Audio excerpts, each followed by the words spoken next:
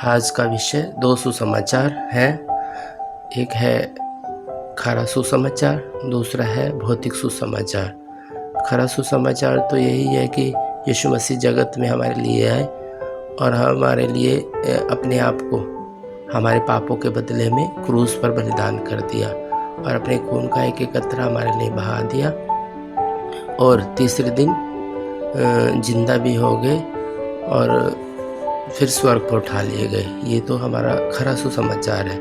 और इस खरे सुसमाचार में बहुत सारी तकलीफ़ें हैं, मुश्किलें हैं और बहुत ही कम है जो खरा सुसमाचार सुनाते हैं।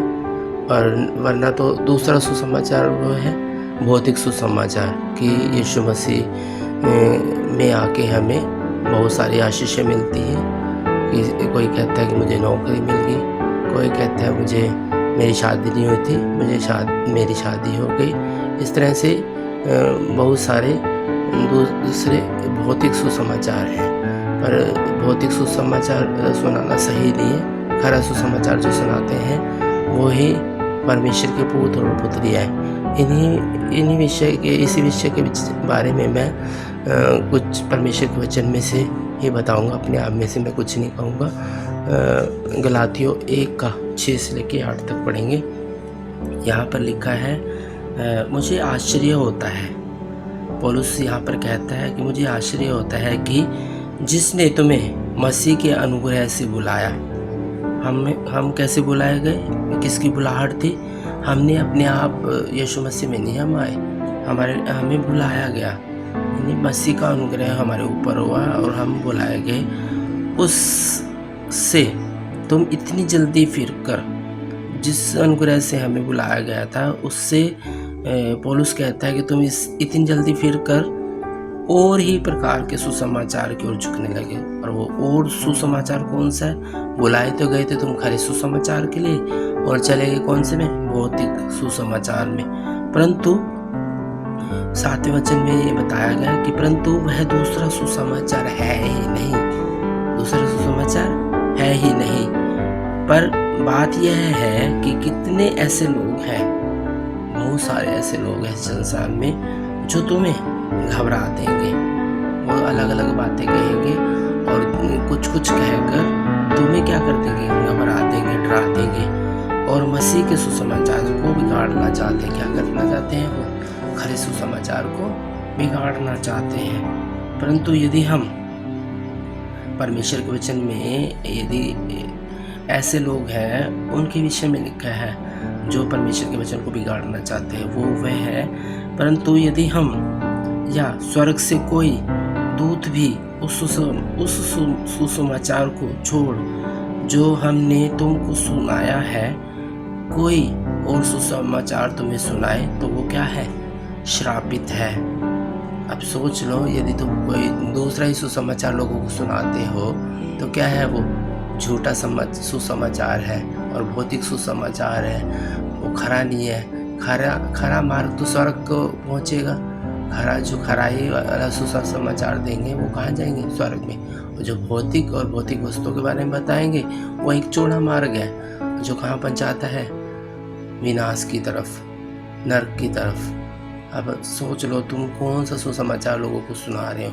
परमेश्वर के ही वचन में से हम एक और वचन देखेंगे, 1 कुरिन्थियों 4:9 से 13 तक। 1 कुरिन्थियों 4:9 से लेकर 13 तक मैं पढ़ूंगा आपके लिए।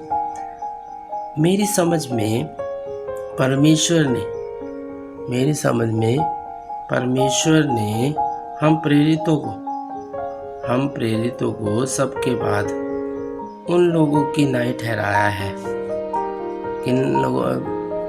जो प्रेरित है। प्रेरित कौन है? जो परमेश्वर की प्रेरणा से प्रेरित किए जाते हैं और दूसरे लोगों को प्रेरित करते हैं, उनको प्रेरित कहा जाता है। प्रेरित और वो आगे क्या करते हैं? सुसमाचार को आगे बढ़ाते रहते हैं, उनको प्रेरित बोला जाता है। जिनकी मृत्यु, अब इस वचन में लिखा है, जिनकी मृत्यु की आज्ञा हो चुकी। उन प्रेरितों की जो परमेश्वर का सुसमाचार सुनाते हैं, क्या कहते हैं? कि उनकी मृत्यु की आज्ञा हो चुकी, क्योंकि हम जगत और स्वर्ग दूतों और मनुष्यों के लिए एक तमाशा ठहरे।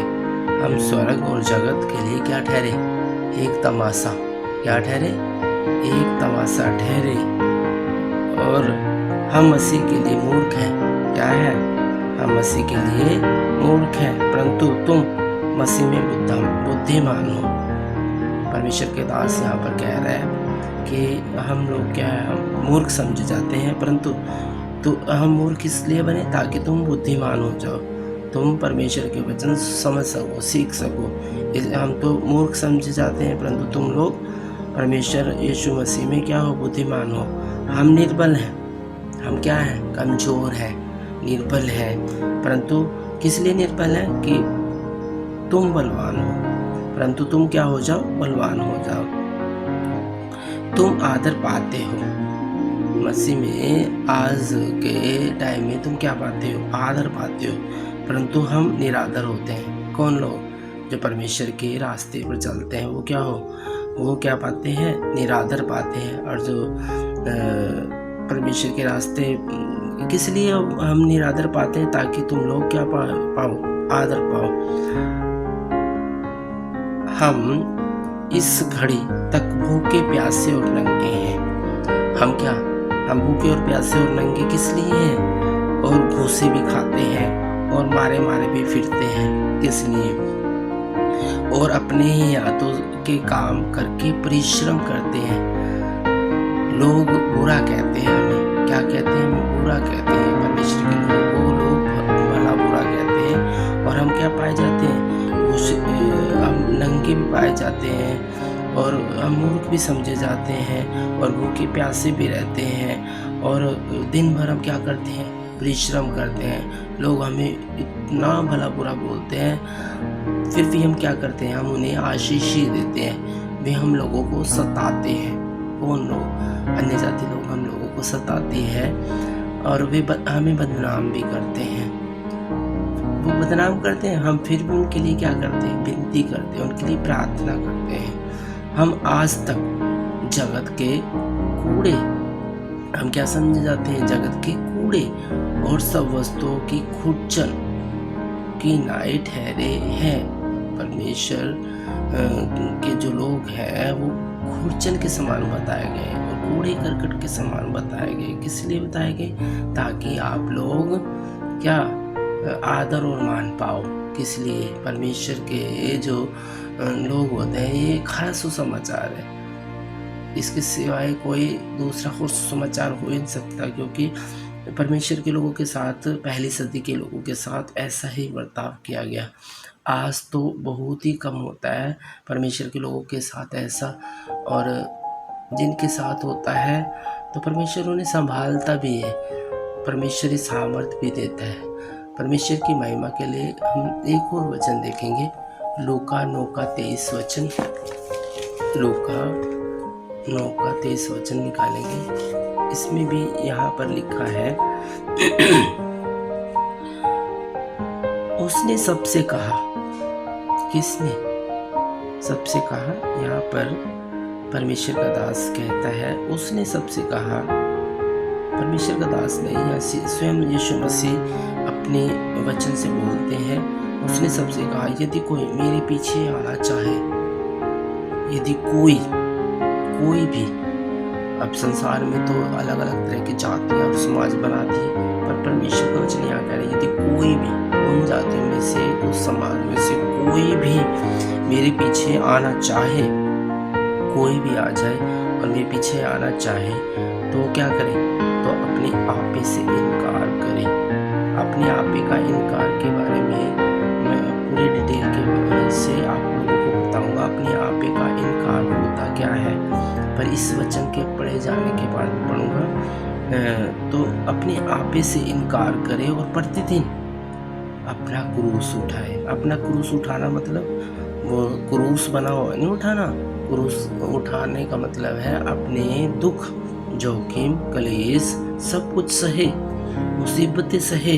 इसका मतलब ये होता है, ना कि क्रूस उठाकर चलना।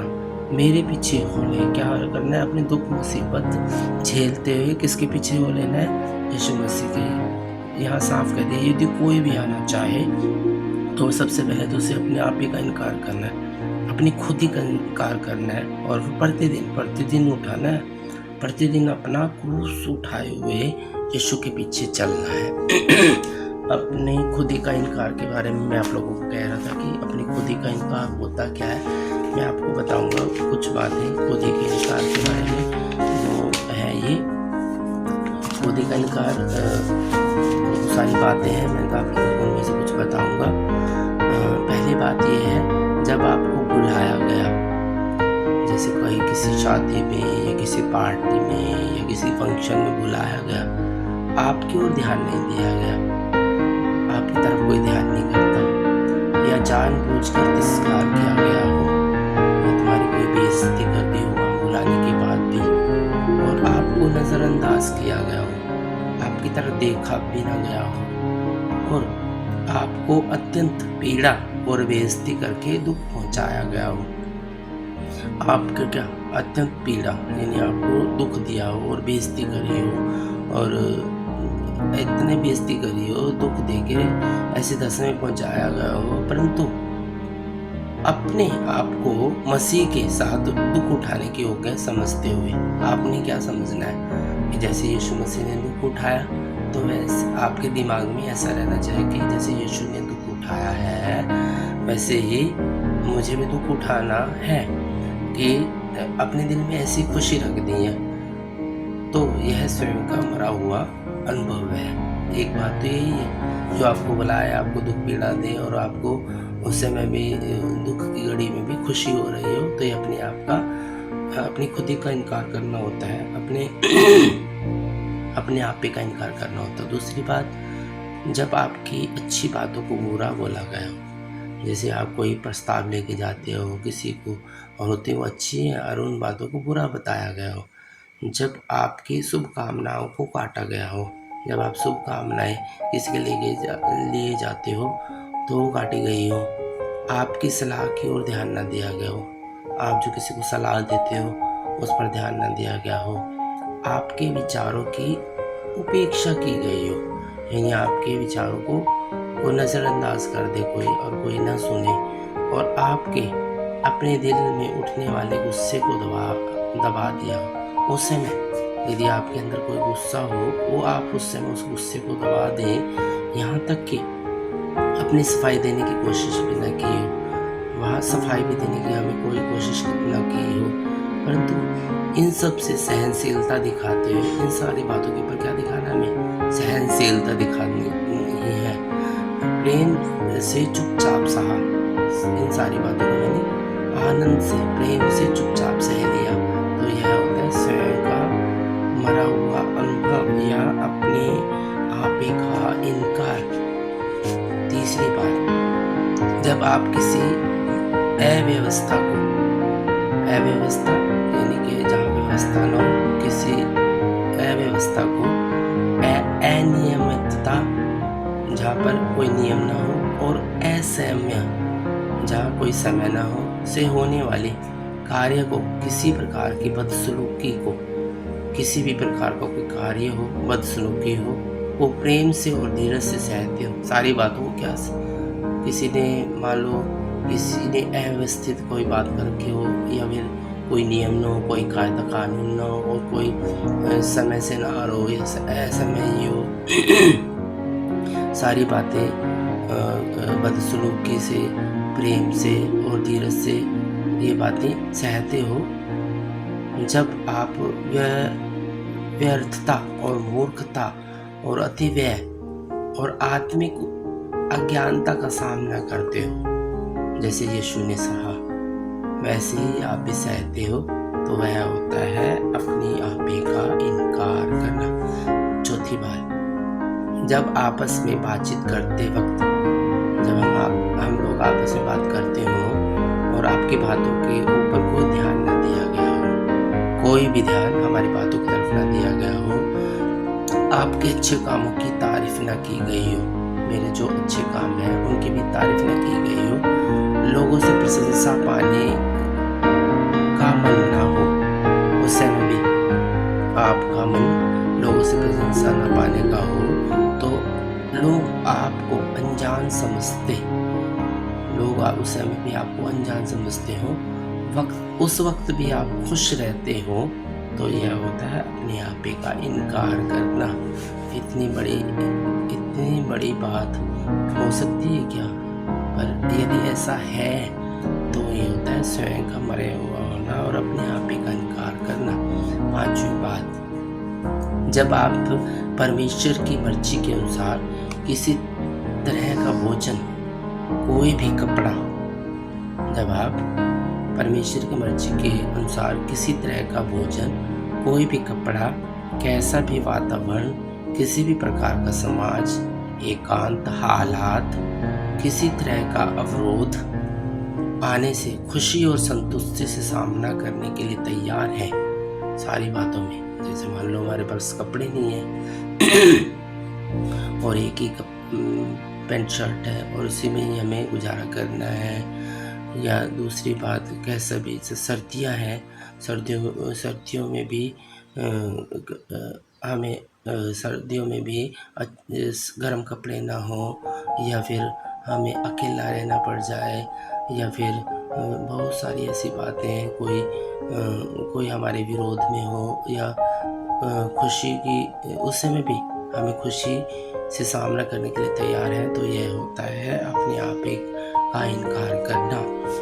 एक और बात है, छठी बात, उसको मैं बताऊंगा आप लोगों को। जब आपकी ज़रूरतें पूरी नहीं हो रही हो, जब आपकी ज़रूरतें पूरी ना हो रही हो, आपकी हालत दयनीय है, आपकी हालत बहुत दयनीय है, तब आपके साथ वाले भाई का धन दौलत बढ़ रहा हो, उस समय आपके जो दूसरे मित्र प्यारे हैं, भाई हैं, उनकी जो दौलत वो बढ़ रही हो, उसकी सारी ज़रूरतें पूरी हो रही हो, जो हमारा भाई हो या कोई मित्र हो या पड़ोसी हो, उसकी सारी ज़रूरतें पूरी हो रही हो, तब आपके दिल में कोई जलन ना आते हुए, उस समय भी आपके दिल में कोई भी जलन ना हो, और परमेश्वर से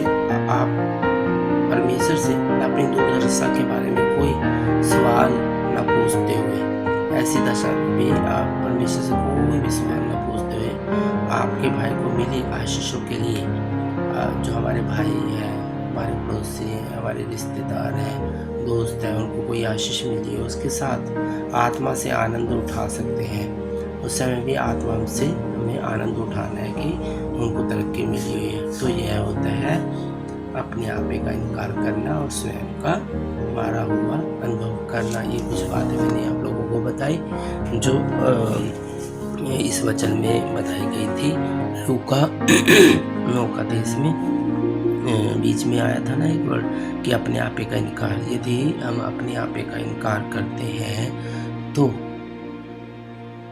क्या है, तो हम खरे सुसमाचार में हैं और परमेश्वर के साथ साथ हैं। परमेश्वर के वचन में से एक और मैं आयत बताऊंगा, मत्ती 7:13 से लेकर 14 तक। वो भी खरे सुसमाचार से संबंध रखती है बात। इसको हम ध्यान से पढ़ेंगे और अच्छी तरह से मनन की करेंगे। वो है 7:13 से लेकर 14 तक। वो वचन है, सकेत फाटक से प्रवेश करो। क्या करो? सकेत क्या होता है? तंग, टाइट, नेड़ा, सकेत, इसका मतलब ये होता है यानी टाइट फाटक से प्रवेश करो। टाइट फाटक यानी दरवाजा। सकेत फाटक से प्रवेश करो क्योंकि चौड़ा है वह फाटक। दूसरा फाटक कैसा है? एक तो अभी मैंने टाइट बताया रास्ता, दूसरा है चौड़ा रास्ता। चौड़ा है वह फाटक और चाकल है वह मार्ग। चाकल यानी सरल, चौड़ा यानी खुला, चाकल यानी सरल है वह मार्ग जो विनाश को पहुंचाता है। अब देख लो, आप टाइट रास्ते में से हैं या फिर चौड़े रास्ते में से हैं। चौड़ा मार्ग कहाँ पहुंचाता है? विनाश को पहुंचाता है। और बहुतेरे हैं, जो चौड़ा मार्ग है उसके अंदर बहुत सारे चौड़े रास्ते में ही है जो उससे प्रवेश करते हैं। चौड़ा रास्ता क्या है? चौड़ा रास्ते से बहुत सारे लोग, जो चौड़ा रास्ता क्या है, सरल है, आसान है। चौड़ा रास्ता सरल है, आसान है, परंतु कहाँ पहुँच जाता है, विनाश को।